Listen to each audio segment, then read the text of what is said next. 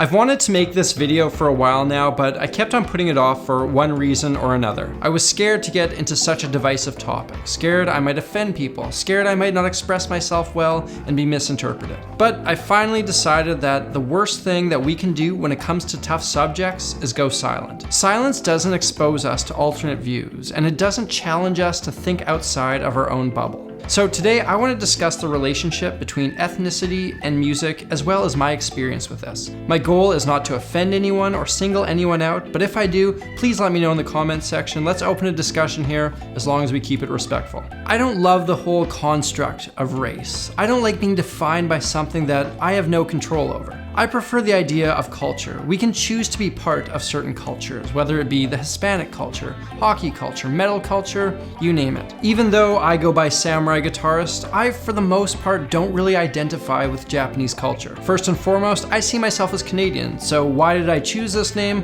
Well, I'll tell you about that a little bit later. Of course, this is a nice idea, but I understand that it comes from a place of privilege. I've never faced any real discrimination because of my Japanese heritage. If you have suffered injustice because of your background, I can understand why you would take pride in that very thing that others use to hold you down. Having said that, as the grandson of people who did have to overcome some very ugly things, I think it's important that I do pay attention to that heritage, even if it doesn't necessarily define me. See, in my generation, no one will be closer to the Japanese-Canadian internment during World War II than someone like me. Because of that, I believe that the responsibility partly rests on my shoulders to make sure that the world doesn't forget this happened. History can repeat itself when we forget or we stop listening to it. Let's move on to music though. Culture and music go hand in hand, and as long as ethnicity is tied into culture, it'll be tied into music too. As groups of people evolved in different parts of the world, their music evolved with them. Naturally, the role of music in these diverse societies was drastically different. For example, you can't deny the importance of music amongst African American slaves. Not only was it one of the few aspects of their culture that they could hang on to,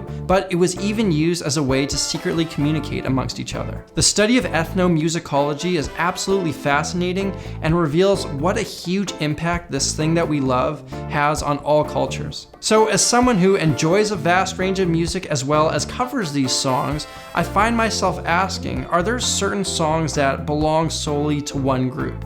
And if you're not a member of that group or ethnicity, you shouldn't touch their music. To me, the short answer is no. I see music as one of those few things that can bring down the differences that some of us dwell on. With music, we should only be judged on our merit, not our skin color or something trivial like that. I had one instructor who lived in New York in the 50s during those glorious jazz years. Some of the stories he would tell me were absolutely amazing. He was a peer amongst the greatest jazz legends of all time. He once said to me in that very cool way that old jazz dudes talk, "Man, back in those days there was a lot of jive shit going on, but as soon as we started playing, nothing mattered but the music. You can't hear skin color." I don't know about you, but that is a sentiment that I can get behind. Not everyone feels that way though. When I put out that video where my friend Jeff and I covered the Fresh Prince theme in a blues style, there was some negativity from a small outspoken group. The general sentiment being these two white guys shouldn't be playing this music.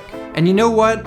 Fuck that. That song and that show is part of all of us 90s kids, even if we can relate to it in different ways. And while I may never understand the blues in the same way that Son House did, what an ugly thing it is to discourage people from taking part in something they love and joining in an aspect of your culture. When it comes from a place of respect and admiration, why would you try to shut that down? This protectionist attitude leads to nothing positive. There are lots of things in the world that divide us. Why make music one of them? At the same time, I do think things can be done in very poor taste, and we should be aware of the cultural implications of certain songs. Anyone covering a song like Beyonce's Formation, a song with the lyrics, "I like my baby hair with baby hair and afros, I like my Negro nose with Jackson 5 nostrils," needs to be aware of what that song means. Otherwise, be prepared to come off as offensive or insensitive. I don't really know where the line is where you should or shouldn't cover a song, and for the most part, I don't think there is one.